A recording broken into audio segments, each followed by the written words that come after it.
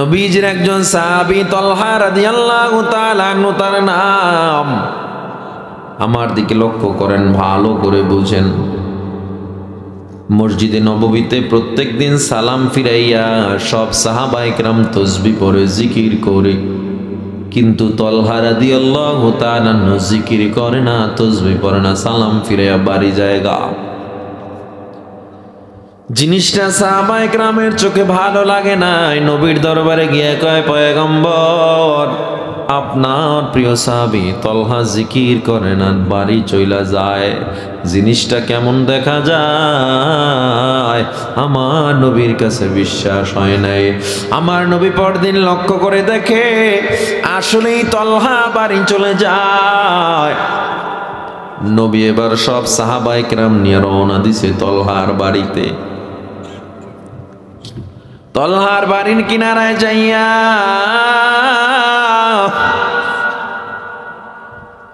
বাড়ির কিনারায় যাওয়ার পর দরজায় যখন আমার নবী নক করলেন, তলহারে দরজা খোলো, আমি নবী। তলহা কোনো জবাব দেয় না।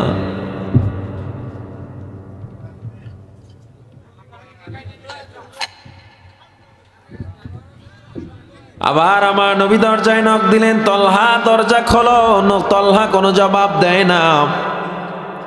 নবীজি আবার নক করলেন, তলহা দরজা খোলো, তলহা দরজা খুলে না। হযরত ওমরের মেজাজ গরম হয়ে গেছে, আবু বকরের মেজাজ গরম হয়ে গেছে। আবু বকর চিন্তা করে, কেমন একটা তলহার কেমন সাহস, নবীজি তার বাড়ির সামনে। এই মাত্র আমরা দেখলাম তলহা বাড়িতে ঢুকলো, কেন জবাব দেয় না? এই মাত্র তো আমরা দেখলাম তলহা কেন জবাব দেয় না? আমার নবী সবাই অধৈর্য, আমার নবী অধৈর্য না। সবাই অধৈর্য, আমার নবী অধৈর্য না। কারণ আমার নবীর এত ধৈর্য, বেঈমানরা নবীরে মারতো, আমার নবী সাথে সাথে আমি ক্ষমা করে দিলাম। তায়েফের ময়দানে আমার নবীরে যখন পাথর মারা হয়, ঠোঁট ফেটে রক্ত পড়ে, নবীর দাড়ি ভিজে, জুব্বা ভিজে যায়। রক্ত পড়তে পড়তে নবীর জুব্বা ভিজে তো যায়, জুতা পর্যন্ত আটকে যায়। আমার নবীকে আল্লাহ আমি তাদের ক্ষমা কইরা দিলাম। জিবরিল আমিন এসে গায়ে, পয়গম্বর আপনি যদি একবার হুকুম দেন, তায়েফের পাহাড় দিয়ে গোটা তায়েফবাসীরে মেরে ফেলবো। আল্লাহ নবী দোয়া করেন, আল্লাহুম্মা আদি কওমি লিআন্নাহুম লা ইয়ালামুন। আমার নবীকে আল্লাহ, ওরা না বুঝা আমারে মারছে, ওদের মারবেন না, ওদের হেদায়াত দিয়া দেন। এমন নবী দাঁড়ানো তলহার বাড়ির সামনে, হযরত ওমর সামনে আগায় গেছে, দরজায় ধাক্কা দিবে। আমার নবী কয়, ওমর না না, দাঁড়াও দাঁড়াও, না ওমর না না না, আমি আমার তলহারে চিনি, ও এমনে এমনে দরজা খুলতেছে না, কোনো সমস্যা মনে হয় আছে।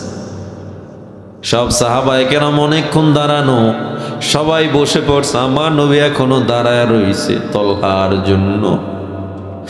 আমার নবী আবার ডাক দেয়, তলহা দরজা খোলো।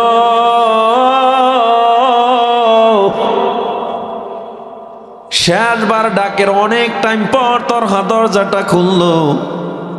আমার নবী তাকায় দেখে তলহার চোখ বেয়ে টপ টপ করে পানি পড়তেছে। কি পরিমাণে পানি পড়তেছে! হাত্তা ইয়াবুল্লা লিহিয়াতাহু, তলহার দাড়ি ভিজে টপ টপ করে পানি জমিনে পড়তেছে। আমার নবী ডাক দিয়া কয়, তলহা কেন দেরি করলা?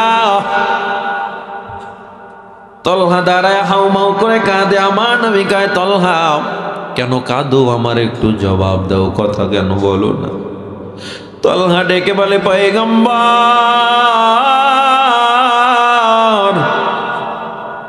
ও নবী আমার,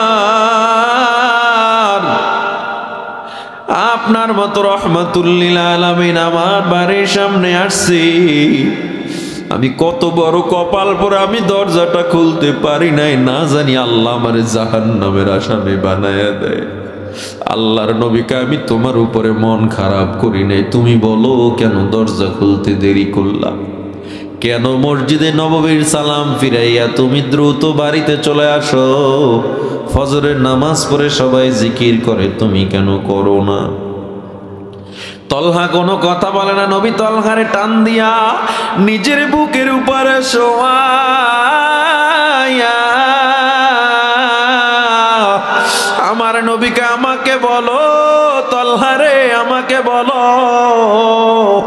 তলহা চোখের পানি ছেড়ে কাঁদে আর কয়, নবী আপনার তলহা এত গরিব, আপনার তলহার ঘরে ঠিক মতো চুলায় আগুন জ্বলে না। ও নবী, তলহা এত গরিব, আমার ঘরে মাত্র 2টা কাপড়, 3টা কাপড় কেনার মতো ক্ষমতা তলহার নাই। ও নবী আমার, আমি ফজরের নামাজ পড়া দ্রুত চলে আসি, কারণ আমার বিবির কাপড় যথেষ্ট হয় না সতর ঢাকার জন্য।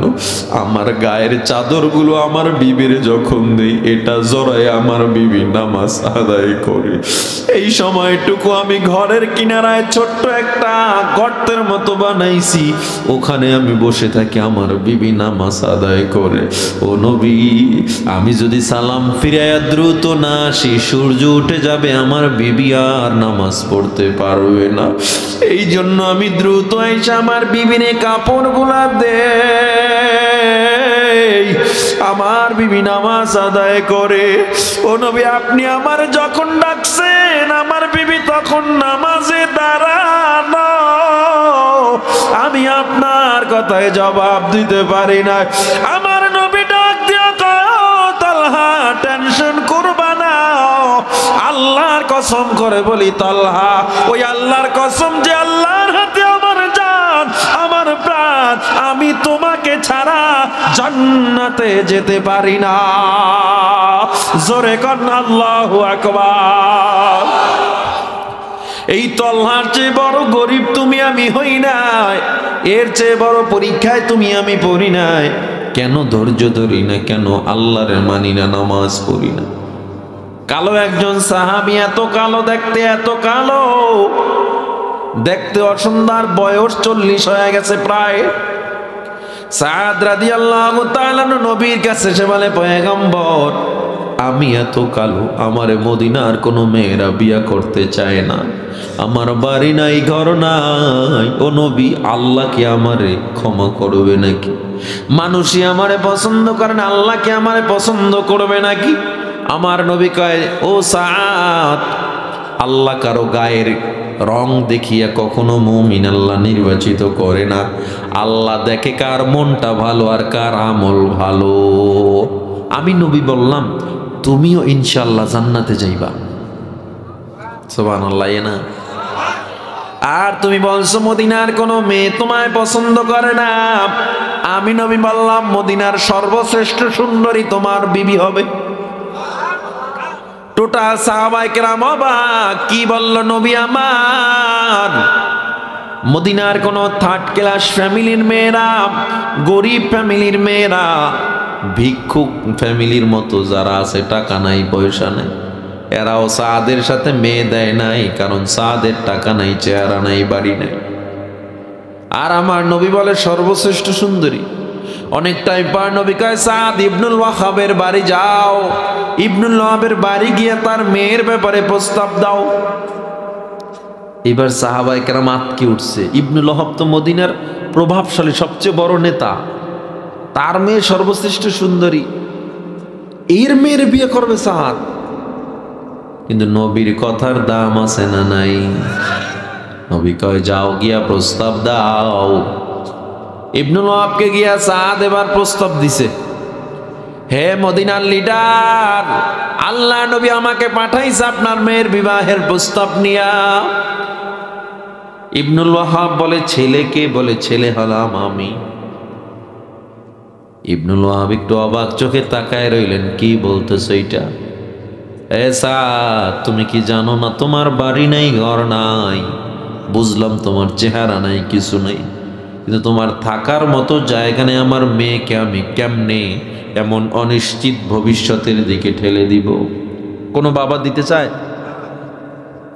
সাদ, তুমি আমারে মাফ করো, আমি আমার নবীর এমন প্রস্তাবটা রাখতে পারলাম না।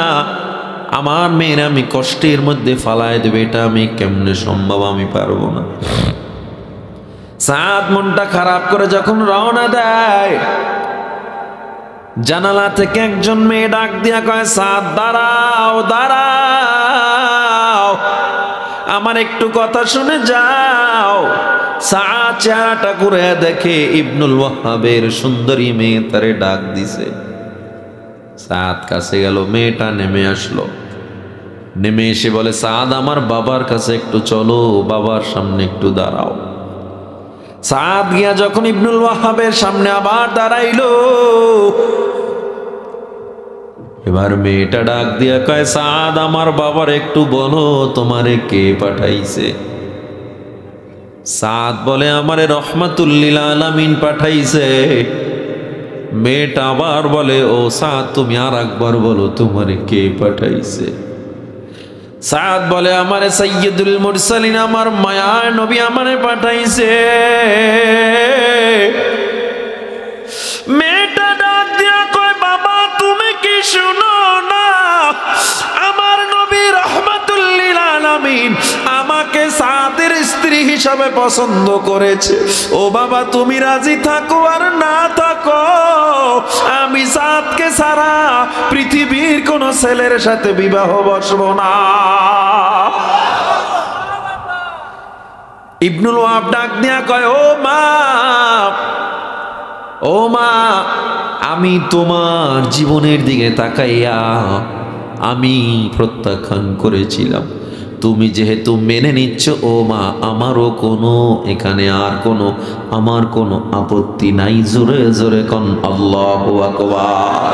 দরবারে সাদ গেলেন, নবী কয় কি সংবাদ? সাহাবায়ে কেরাম সবাই রেডি হয়ে আছে যে ইবনুল ওয়াহাব তারে ধমক দিয়ে পাঠায় দিছে। সাদ মাথাটা নিচু করে কয়, নবী সবাই রাজি হয়ে গেছে। আমার নবী বিয়া পড়ান শুরু করছে। বিয়া পড়ানোর সময় আমার নবী কয়, আমার নবী নিজে দাঁড়ায়া বিবাহের খুতবা পড়লেন সাদের। এবার আমার নবী বিয়া পড়াইতে বইসা, প্রথমে আমার নবী যখন বিয়া পড়াইতে বসছে, বিয়া পড়াইতে বইসা কয়, ও সাদ মহারানা কত, কত টাকা আমি তোমার মহারানা ধরব? সাদ চোখের পানি ছেড়ে কান্দে, কোনো কথা বলে না। আমার নবী কয়, সাদ কোনো কথা কেন বলো না? কয়, নবী আপনার সাদ এত গরিব, মহারানা দেওয়ার মতো ক্ষমতা আমার নাই। আমার নবী ইবনে ওমর থেকে 200 দিনার, আবু বকর থেকে 200 দিনার নিয়া বিবাহের কাজ সম্পূর্ণ করলেন। নবী আমার, ও মুসলমানের দল, বিবাহের কাজ কমপ্লিট হয়ে গেছে। নবী 200 দিনার করে, 200 দিনার 400 দিনার সাদের হাতে দিল। কয়, 200 দিনার নতুন বিবিরে মহারানা দিবা, আর এই নতুন বিবির জন্য বাকি 200 দিনার দিয়ে কাপড় চোপড় কিনে নিবা। সাদ যাও যাও। সাদ যায় না, দাঁড়ায় রইছে। আমার নবী কয়, কেন দাঁড়ায় রইছো? সাদ কয়, ও মায়ার নবী, আপনি আমার পাঠায় দিয়া উহুদের যুদ্ধের ময়দানে যাবেন, আমি তো তা মানব না। ও নবী, আজকে আমি নতুন বিবির কাছে যাব না, আপনার সাথে উহুদের যুদ্ধে যাব। সুবহানাল্লাহ বলবেন না? 40 বছর প্রায় বয়স হয়ে গেছে, কোনো মানুষ তারে মেয়ে দেয় না।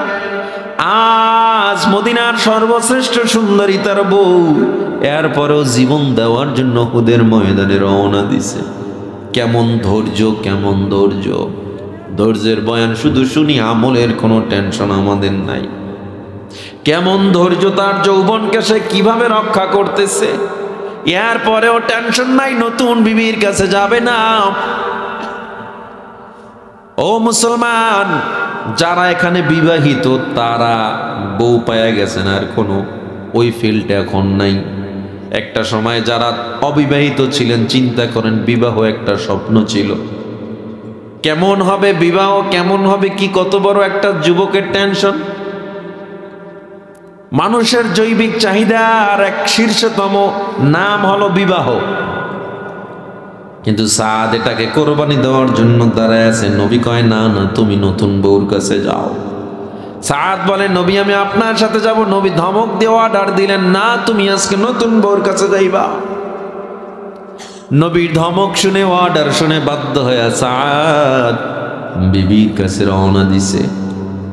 200 দিনার দিয়া মদিনায় বাজার করতে বলছিল না, মদিনায় গিয়া কেনাকাটা শুরু করছে। এদিকে নবী আমার উহুদের ময়দানে যুদ্ধে নেমে গেছে। আমার নবী নিজে সেনাপতি। নবী আমার উহুদে দলবল নিয়ে তাবু ঘেরে যুদ্ধের কার্যক্রম শুরু করে দিলেন। সাদের মধ্যে মদিনার বাজারে পৌঁছেও কেনাকাটা শুরু করে দিলেন। একদিকে যুদ্ধ চলতেছে, এদিকে সাদ কেনাকাটা করতেছে। উহুদের ময়দানে যুদ্ধ চলতেছে, এদিকে সাদ কেনাকাটা করতেছে। সব কেনাকাটা কমপ্লিট হয়ে গেছে। সাদ যখন দিনারগুলো দোকানদারের হাতে দিবে, হঠাৎ মদিনার বাজারে একজনে দৌড়ে আর কয় মুসলমানের নবীর নাকি 2টা দাঁত ভেঙে শহীদ হয়ে গেছে। হঠাৎ মদিনার বাজারে আমার নবী নাকি রক্তাক্ত। একজনে কাঁদে আর আমার নবী নাকি নাই। সাত অবাক হয়ে থমকে দাঁড়ায় গেছে। দোকানওয়ালাকে ডাক দিয়া কয় ভাই তোমার টাকা, তোমার মালামাল নাও, আমার টাকাগুলো আমারে ফেরত দাও। আমি নতুন বিবির কাছে যাব না।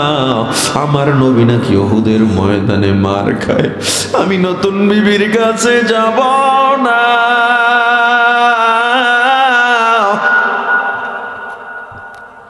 সাদ রাদিয়াল্লাহু তাআলা আনহু একটা ঘোড়া কিনলো আর একটা তরবারি কিনলো।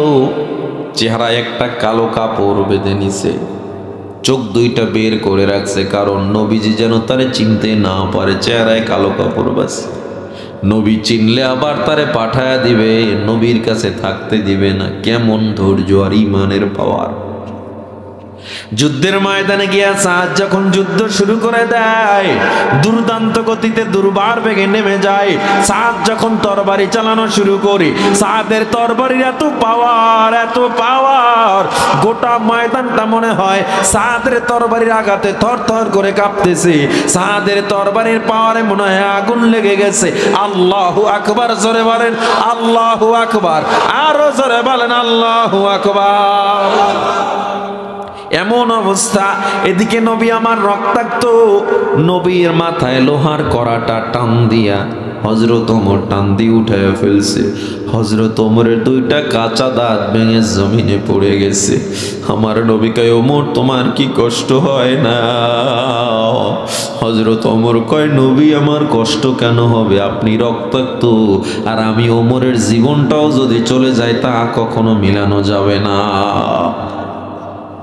আমার নবী উঁচু জায়গায় তাকায় দেখে যুদ্ধের ময়দানে একজন সাহাবী যুদ্ধ করতেছে। চেহারায় কালো কাপড় বাঁধা। কে? সাদ। যুদ্ধ করা নবী চোখে পড়ে গেছে। আমার নবী কয় আবু লুবাবা, হে আলী, এই সাহাবীটাকে যুদ্ধ করতেছে, আমায় বলো। কয় ও নবী আমরাও চিনতে পারি না, এত বড় পাহলোয়ান আগে দেখি না, যার সামনে বেঈমানরা টিকে না। আমার নবী অনেক টাইম তাকায় রইছে। এক বেঈমান সাদের দিকে লক্ষ্য করে একটা তীর মেরে দিছে। তীরটা আইসা সাদের কলিজার মধ্যে ঢুকে পড়ছে। সাদ ওই ঘোড়া থেকে হঠাৎ করে জমিনে পড়ে গলা কাটা মুরগির মতো ছটফট করতেছে। আমার নবী তাকায় রইছে সাহাবীটাকে। হঠাৎ করে চেহারা থেকে কালো কাপড়টা সরে যায়। আমার নবী ডাক দিয়া কয় এটা তো আমার সাদ। ওরে আমি নতুন বিবির কাছে দিয়ে আসছিলাম, দেখ দেখ আজকে যুদ্ধের ময়দানে জীবনটারে দিয়ে দিল। আমার নবী নিজে গিয়া দৌড়ে সাদকে কোলে তুলে নেয়। আমার নবী কাঁদে আর কয় সাআদ দেখ কত বড় বিপদ, কেন আসছো দেখ আজকে কত বড় বিপদ। সাদ কয় নবী গো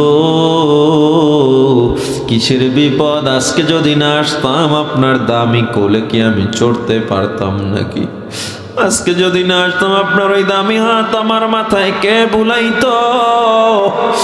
আমার নবী সাদের চেহারার দিকে তাকাইয়া কান্না করতে করতে করতে করতে দেখে সাদের রুহটা বের হয়ে যাচ্ছে।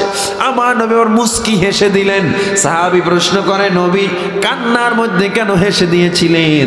আমার নবী কয় আমি দেখতেছিলাম সাদের রুহটা যখন বের হয়ে যাচ্ছে, কাফানুম মিন কাফানিল জান্নাহ ওয়া হানুতুম মিন হানুতিল জান্নাহ, জান্নাত থেকে একদল ফেরেশতা আসছে, সাধারণ কাপড় নিয়ে না, জান্নাতের কাফনের কাপড় নিয়ে আসছে, জান্নাতের সুগন্ধি নিয়ে আসছে। ওই কাফনের কাপড়ে সাদের রুহটারে পেঁচাইয়া আর একজনে টানাটানি করতেছে, আর একজনে ফেরেশতাদের মধ্যে টানাটানি লেগে গেছে। একজন ফেরেশতা কয় ওর রুহটা আমারে দাও, দামি রুহটা আমারে দাও। একজনে মাঝখান দিয়ে টান দিয়া সাদের রুহটা জান্নাতুল আদনে পৌঁছে দিয়েছে। এই দৃশ্য দেখে আমি হাসতেছি। এমন জীবন করো হে গঠন, মরণে হাসিবে তুমি কাঁদিবে ভুবন। সাদ নতুন বিবির কাছে যায় নাই, কতটা ধৈর্য ধরলে আল্লাহর জন্য, ইমান কত শক্ত থাকলে এটা সম্ভব। বাসর ঘরে হানজালা বউরে ফালাই এসে শহীদ হয়ে গেছে। তাইলে ধৈর্যের বয়ান সারা রাত করলেও শেষ হবে না। বিপদে পড়লেই আল্লাহরে ভুলে যাই, নামাজ ছেড়ে দেই, একটু ব্যস্ততা আসলেই নামাজ শেষ। অনেকে তো নামাজ পড়েই না। ও যুবক, ও বৃদ্ধ বাবা আমার, পায়ে হাত দিয়া অনুরোধ করি, পাও দুইটা আগায় দাও, পায়ে হাত দিয়া বলে যাই আর কষ্ট করিও না, নামাজ ছাড়িও না। যত কষ্ট আসুক আর দাড়ি কাটবা না, নামাজ ছাড়বা না, অন্যায় করবা না, আর আমার নবীরে কাদাইবা না।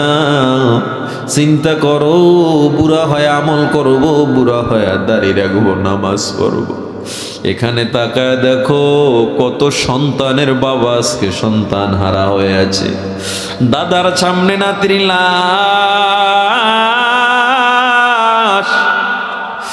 মায়ের সামনে সন্তানের লাশ, বুড়া হওয়ার গ্যারান্টি নাই। ও যুবক, ও বৃদ্ধ বাবা, এমন কোনো দিন নাই অ্যাক্সিডেন্টের মরণ না হয়, এমন কোনো দিন নাই, এমন কোনো দিন নাই অ্যাক্সিডেন্টে মানুষ মারা না যায়, যুবক মারা যায়।